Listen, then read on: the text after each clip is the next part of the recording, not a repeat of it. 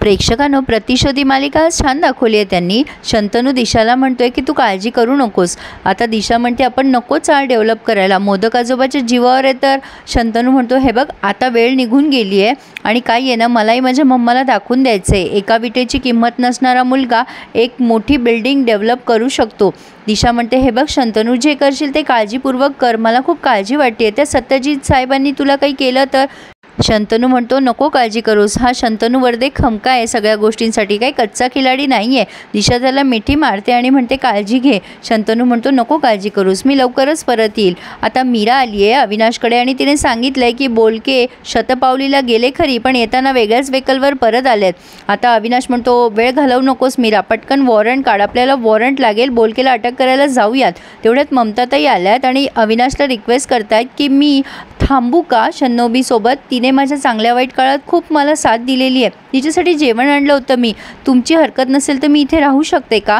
अविनाश म्हणतात असं चालत नाही ममताताई, मी समजू शकतो तुमच्या भावना, पण तुम्ही काही गुन्हा केलेला नाही आहे आणि शन्नोबीची काळजी करू नका, त्यांना इथे काही त्रास होणार नाही याची काळजी घेईल मी, तुम्ही हवं तर त्यांना जेवण द्या, मी श्रीकेंना सांगतो। आता हे जेवण देण्यासाठी ममताताई गेल्यानंतर अविनाश नरेला म्हणतोय नरे तुमचे बोलके शतपावली करताना आढळले नाहीत आणि आता नरेचे चांगले इंडिकेटर लागलेत। इकडे शंतनू पोहोचलाय यशवंत भालेकरांना भेटायला।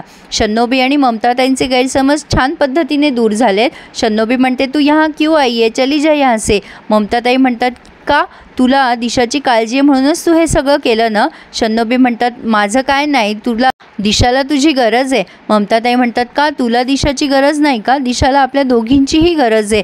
अगं माया ममता या सगळ्यांच्या पलीकडे जाऊन तू दिशासाठी एवढं सगळं केलंस, मला माफ कर शन्नो, मी तुला चुकीचं समजले, मी तुला नाही नाही ते बोलले, मला माफ करशील ना गं। आणि या दोघींचे गैरसमज दूर झालेत आणि दोघी एकमेकींना मिठी मारतायत, छान दाखवलंय त्यांनी। तर इकडे मात्र सत्यजितच्या बेडरूममध्ये अविनाश मीरा सगळेच जण घुसले म्हणून सत्यजित म्हणतो काय चाललंय हे, माझी बेडरूम आहे, निघा इथून, बोलके यांना बाहेर काढा। अविनाश म्हणतोय तुमच्या घरातून बोलकेंना उचलायला आलोय मी, अरेस्ट वॉरंट आहे रेणू अब्देच्या खुनासाठी। आता मात्र बोलकेचे धाबे दणाणलेत, बोलकेचे तिथे फिंगरप्रिंट सापडलेत आणि ते अरेस्ट वॉरंट त्याने सत्यजितला दाखवलंय। सत्यजित म्हणतो हे सगळं प्लॅन केलं जाऊ शकतं। अविनाश म्हणतो केलं जाऊ शकतो ना, पण तिथे बोलके शतपावली करताना आढळलेच नाहीये। आता बोलके म्हणतो नाही नाही मी सांगतो तुम्हाला, आता बोलकेला तिथून जबरदस्ती नेण्यात येत आहे। अविनाश म्हणतो पोलीस स्टेशनमध्ये जाऊन सगळं बोला। सत्यजित धमकवतो हे तुला महागात पडेल अविनाश। अविनाश म्हणतो लोकांचे मेडलने कपाट भरलेले आहेत आणि माझे धमक्याने। नरेश अटकत असतो तेव्हा सत्यजित म्हणतो अय कुठे पळतोयस नरे, इकडे ये, पैसे पोहोचताय ना तुला। आता हा नरे म्हणतो हे बघा तुम्ही शर्मिष्ठा मॅडमला फोन करा, मी ह्यावेळी काहीच करू शकत नाही आहे। आता ममताताई विचारताय काय गं शन्नो जेवलीस ना व्यवस्थित। शन्नोबी म्हणतात हो माझं मनही भरलं आणि पोटही। ममताताई म्हणतात खरं सांग काय होऊन बसले हे। शन्नोबी म्हणतात अगं खरं तेच सांगतेय मी, तो मुआ रंगा खोटं बोलतोय, का बोलतोय कळत नाही आहे मला। अगं मी भेटले होते अब्देला पण मी तिचा खून नाही केला आहे, आमची मांडवली पण झाली।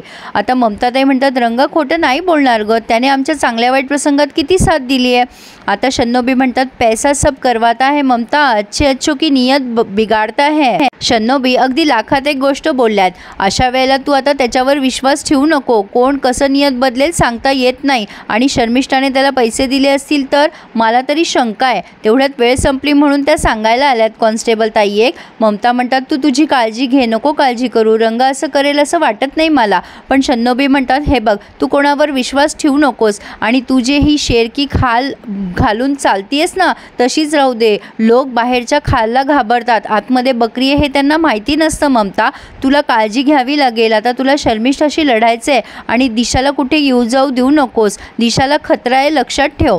आता ममताताई म्हणतात तू नको काळजी करूस, मी शर्मिष्ठाशी लढायला तयार आहे आणि तू तुझी काळजी घे, मी लवकरच शंतनूला सांगून तुला इथून सोडवेल। आता ह्या सत्यजितने शर्मिष्ठाला फोन केलाय। शर्मिष्ठा म्हणते हे बघ सत्यजित जे होतं ते चांगल्यासाठी होतं, मी वाटच बघत होते अविनाश काय मूवमेंट घेतोय त्याची।